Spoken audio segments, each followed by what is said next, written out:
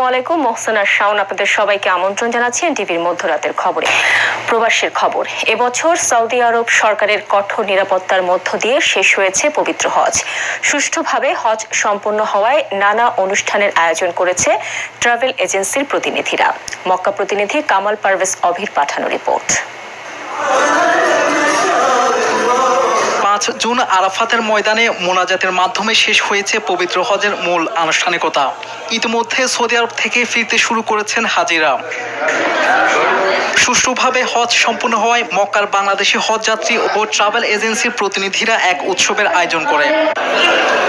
এবার হজ যাত্রীদের নিজস্ব পরিবহনের মাধ্যমে বিভিন্ন সেবা প্রদান করেন আল কুতুবি হজ গ্রুপ একরাম আল দয়ফ। সেবা পেয়ে খুশি বাংলাদেশি হাজিরা। সাথে হজ করবে।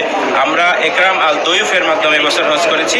মারিয়া ট্যুরস অ্যান্ড ট্রাভেলসের লিড এজেন্সির মাধ্যমে উনি আমাদের শাহিন ভাই, আমাদের মালিক, আমাদের আলিম, আমাদের একজন পার্টনার, সবাই মিলে আমি ব্যক্তিগতভাবে মনে করি এই বছর হজের কার্যক্রমে ওনারা যেভাবে স্বতঃস্ফূর্ততা দেখিয়েছেন এবং সৌদি সরকারের আন্তরিকতা খুবই ভালো ছিল।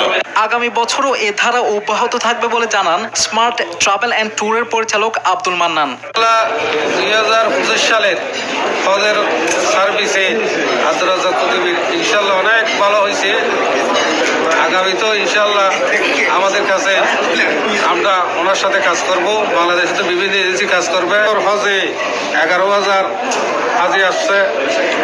আল্লাহ রহমতে আমাদের স্মার্ট ট্রাভেল ট্যুর, পরিহা, মজুমদার, এরকম বিভিন্ন এজেন্সি 8টা এজেন্সি আসছে আমার আন্ডারে।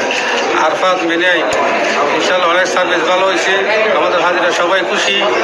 সুষ্ঠুভাবে হজ সম্পন্ন হওয়ায় সন্তোষ প্রকাশ করেছেন সৌদি সরকারের নিয়োগকৃত মুআল্লেম ও ট্রাভেল এজেন্সির মালিকরা।